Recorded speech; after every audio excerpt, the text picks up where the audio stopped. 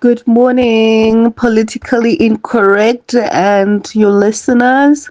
This is Kwena. No, as I've previously said, and I'm gonna keep on saying this, I work with tip-offs. So people, out there, they don't trust, the traditional media to actually expose, what is going on in the country. So this is where people like myself step in to do justice and expose the rot that traditional media or mainstream media will actually just ignore. So yeah, somebody who works somewhere actually tipped me off over the weekend and told me, what, let's just wait for the police to do their work, and then I'll give you the full evidence once they have done their due diligence. So yeah, that's how I actually came across this information. And yeah, we've been crying about this. I remember even when I used to lead Put South Africa First, this used to be one of our fights, and we have said so many things about the issues of illegal foreigners depleting our resources, our healthcare facilities, and making them be uh, not useful, actually useless, surrendering them to be useless and rendering them to not be able to take care of citizens. So because an ordinary South African will be told that, there's medication shortage, whereas, Zimbabweans, they get all this medication for some weird reason. They take the same medication and then they take it to Zimbabwe to sell.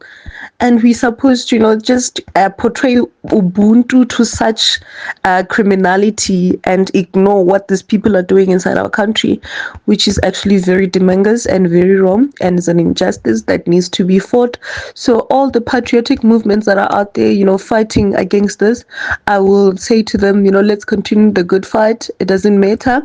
Let's all fight. There's progressive forces. There is 20 Bogodos that have been doing a very good job in Denville and other places in, around and surrounding Pretoria. And I know that people would say much and much, and there is Dudula, but there is a collective effort of patriotic movements. Abahambe, I know there is even Operation Fiela in Alexander. So yeah, all the patriotic movements, let's continue the good work and let's continue fighting for what is ours. We do not owe foreigners free healthcare.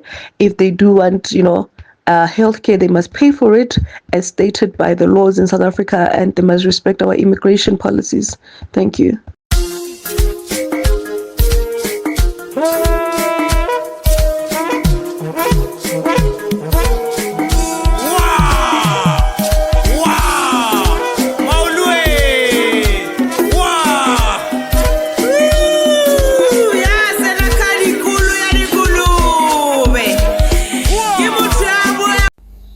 Abantu base South Africa bavela njengabantu abangenalo uzwelo, njengoba kulimale abantu abaningi ebhasini ekade libheke eZimbabwe Harare belivela eGqeberha, kwaze kwashona nabantu abawu-40.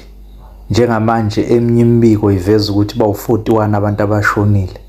Abantu base South Africa namaphoyisa khona kunokuthi investigate ingozi ukuthi ivele kanjani, kumanje ba-investigate ama-ARVs atholakale kulelo bus namanye ama-medical supplies akadeya eZimbabwe nakoMalawi.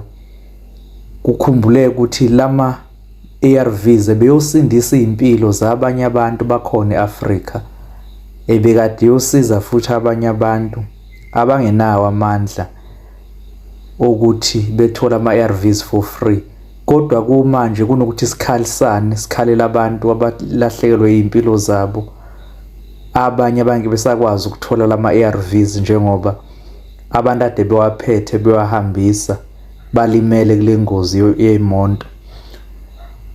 Kunalokho as South Africans sibhizi si-investigate indaba zokuthi atholakale kanjani, siyabapersecute more labantu abasengozini, ngabe sizama indlela yokusiza kulezi zinto ezenzekile. Very heavy hearts and with deep sadness that we come here accompanying the minister and the chairperson of the portfolio committee, and other dignitaries who are here, and my colleague from Malawi, to this site of a very tragic accident. I joined the minister in conveying our condolences to the families of those who are deceased, and also to wish those who are in hospital a speedy recovery. We are short of words to really describe how we feel. We are, of course, going to be working very closely with the government of South Africa. My team from the consulate is on its way, and they will be on the ground here in Limpopo province, working together with the authorities to identify the deceased and to make the necessary arrangements for the repatriation of the bodies to Zimbabwe for decent burial of each of those individuals.